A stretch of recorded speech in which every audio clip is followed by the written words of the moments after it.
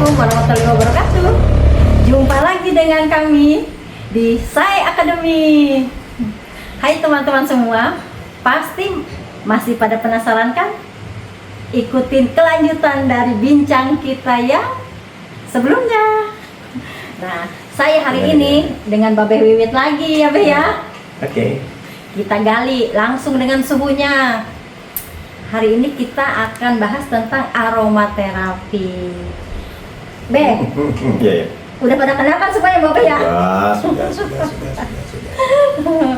Oke. Be, aromaterapi itu apa sih teman-teman pasti penasaran kan? Aromaterapi itu sendiri apa?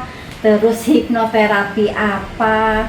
Terus kan ini kita bikin modifikasi nih, aromaterapi dikombinasi dengan hipnoterapi. Itu tuh apa Be? Coba bisa Babe kasih tahu teman-teman semua Be. Oke, baik. Terima kasih teman-teman semuanya, sahabat yang baik. Jadi kalau kita ini dulu deh, alasannya kenapa gitu ya. Saya memilih aromaterapi itu sebagai pendamping hipnoterapi ya, atau NLP.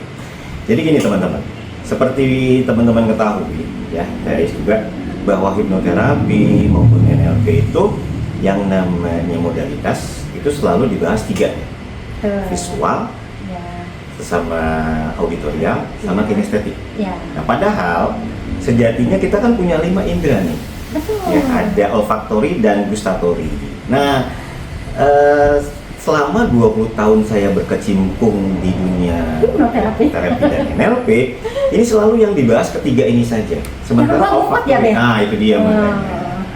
Belakangan ini, saya melihat bahwa saya mendengar dan merasakan bahwa kayaknya ada satu lagi olfaktori yang bisa kita explore lebih dalam, yaitu, nah makanya dengan penggunaan aromaterapi. Gitu ya, kalau hipnoterapi jelas penggunaan hipnosis untuk terapi. Jadi kalau untuk teman-teman yang belum mengetahui tentang hipnoterapi aja banyak kok sekarang. Ya, di search di Google maupun apa bisa teman-teman eksplor sendiri. Nah, untuk menyingkat waktu, saya nggak usah menjelaskan ini. Namun kalau aromaterapi ini kan sesuatu yang baru, sesuatu yang belum di Indonesia belum umum.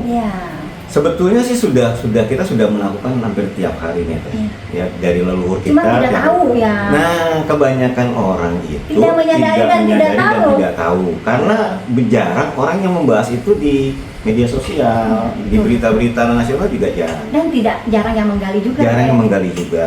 Ya walaupun sekarang jamu-jamuan itu sudah banyak yang diekspor ya. Kayak beberapa itu jadi komoditi di pabrik besar. Saya tidak menyebutkan ininya, jamunya. Nah, dari berbekal itu, ya di samping tadi olfaktori yang kita mau kembangkan, jadi mulai ada jalan nih maju gitu ya. Bahwa hipnoterapi dan NLP itu sudah bergerak maju untuk satu yang disentuh. Tadinya hanya 3 faktor ya, tidak 3 modalitas. Nah, sekarang ini yang keempat ini adalah olfaktori atau penciuman. Menariknya dari penciuman ini, itu sebetulnya bisa jadi semacam anchor. Anchor itu dalam hipnoterapi dikenal, dalam NLP juga dikenal. Jadi bukan hanya visual yang jadi anchor, auditory juga yang jadi anchor, kinestetik juga yang jadi anchor. Sekarang ini olfaktori juga bisa menjadi anchor bagi terapis, bagi komunikator ataupun apa itu. Ya, karena kalau aromaterapi itu begitu dihirup langsung ke amigdala. Prosesnya itu malah lebih langsung ya. Itu karena kita kan penciuman itu saraf ya langsung sampai kan rangsangannya ke otak. Dan luar biasanya. Nah, kalau neuroscience-nya seperti itu. Langsung dia ke amigdala dan ya itu bisa menjadi anchor. Terus dia juga jadi ada beberapa senyawa-senyawa juga yang nanti direspon oleh tubuh. Berbeda dengan farmakologi yang lainnya berdasarkan pembuatannya itu sintetik. Karena ini kan alami, jadi dianggap tubuh itu bukan musuh, melainkan bagian dari dia dan meresponnya juga cepat.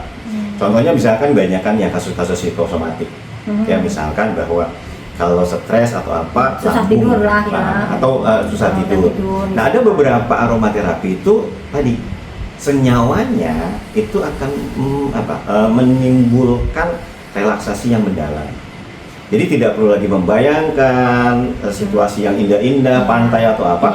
Dia begitu dihirup langsung ke amigdala, langsung berespon. Dia langsung relaksasi ya. Betul. Nah, jadi penggunaan yang kayak semacam anti cemas, gitu ya, susah tidur, anti depresan. Nah, itu bisa bukan digantikan sebetulnya, tapi melainkan juga kita bisa mengurangi gitu ya, penggunaan obat-obatan ya. Betul. Nanti kan ada orang tertentu ya Be yang nggak mau pakai obat. Betul. Ya. Ini bisa membantu untuk yang tidak menggunakan obat dengan aromaterapi ini. Nanti satu sesi lain gitu ya, kita akan bahas masalah bukan kelebihan dan kekurangan, melainkan bagaimana antara farmakologi dan aromaterapi itu bersanding. Jadi bagaimana penggunaan yang tepat, kapan kita menggunakan farmakologi udah dokter, atau kita menggunakan aromaterapi ini sebagai untuk sehari-hari. Nah, itu menariknya. Tapi keren banget ya. Iya, gitu betul, ya, betul. dalam sesi yang berikutnya. Iya, biar teman-teman penasaran lah. Betul. Kan nggak seru Be kalau dibahas satu kali Be. Betul. Nah, sebetulnya gitu ya, bahwa di leluhur kita kan sudah seringnya menggunakan bahan-bahan herbal untuk medis gitu ya, untuk segala macam. Misalkan kenapa sih ada tertentu gitu ya, malam tertentu, misalkan malam Selasa gitu ya, malam Jumat. Malam Selasa dulu nih. Malam Selasa kenapa leluhur kita menyarankan untuk makan bunga melati gitu ya, atau malam Jumat gitu ya, malam dengan apa, ada bunga kantil gitu. Bunga kantil ya. Nah, kan itu juga sebetulnya akhirnya istilah menimbulkan gitu ya, anchor untuk rasa-rasa tertentu. Nah, itu menariknya. Nah, kalau kenapa sih saya cenderung penggunaan itu tidak dimakan atau tidak diminum, menghindari gitu ya, karena pengalaman juga saya bekerja di rumah sakit gitu ya, di rumah sakit selama hampir 25 tahun, 30 tahun, sekarang pensiun nih. Banyak sekali katanya, ini menurut dokter kalau minum jamu itu kan ada zat renik yang tidak istilahnya itu kalau di nggak metabolismenya, tidak diserap semuanya. Nah, itu akan ada efek sampingnya, bisa ginjal atau apa. Nah, berdasarkan pengalaman itu, ini ada sebuah ilmu yang baru, yang aromakologi. Nah, kenapa itu tidak saya sandingkan? Akhirnya balik lagi tadi, kenapa saya menyandingkan aromaterapi ini dengan hipnoterapi? Karena saya ingin mengeksplor satu modalitas yang memang sebetulnya sangat mumpuni, luar biasa, yang selama ini belum dikulik oleh praktisi hipnoterapi maupun praktisi hipnoterapis. Jadi di Sai Academy yang pertama ya Be? Ya, boleh dikatakan seperti itu. Sai Academy ini gitu ya, mencoba untuk terobosan terbaru, menyandingkan kedua ilmu yang luar biasa, gitu ya. Ini sebagai anchoring, boleh dikatakan sebagai anchoring maupun sebagai nanti ya ahli misalkan kita lebih mengeksplor gitu ya. Ada kalanya misalkan dia menghirup sebuah aroma yang itu mengantarkan pada dia waktu kecil. Nah, jadi timeline terapi itu sudah langsung dijalankan gitu. Terus misalkan pada saat tertentu gitu ya, future pacing bagaimana itu sebetulnya sudah bisa dengan langsung menghirup tanpa sugesti yang terlalu banyak, yang terlalu panjang gitu ya. Itu juga menyingkat waktu terapinya. Nah, ada beberapa yang hal seperti itu. Jadi maksud saya menarik bahwa kalau kita mengeksplor ada modalitas lain yang bisa kita ini kan. Gitu. Ini kan hipnoterapi nih Be. Kalau hipnoterapi kan kita dari proses relaksasi juga kan panjang kan.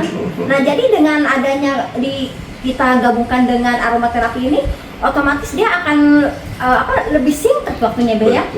Karena dia langsung dirangsang dengan itu kan dari penciuman dari hidung, langsung kan sampai itu kan hipotalamus gitu kan. Kalau misalkan kayak kita relaksasi kan kita mesti konsentrasi itu kan, ngebayangin situasi di mana, terus apa yang kita suka. Kalau ini kayaknya lebih asik nih Be.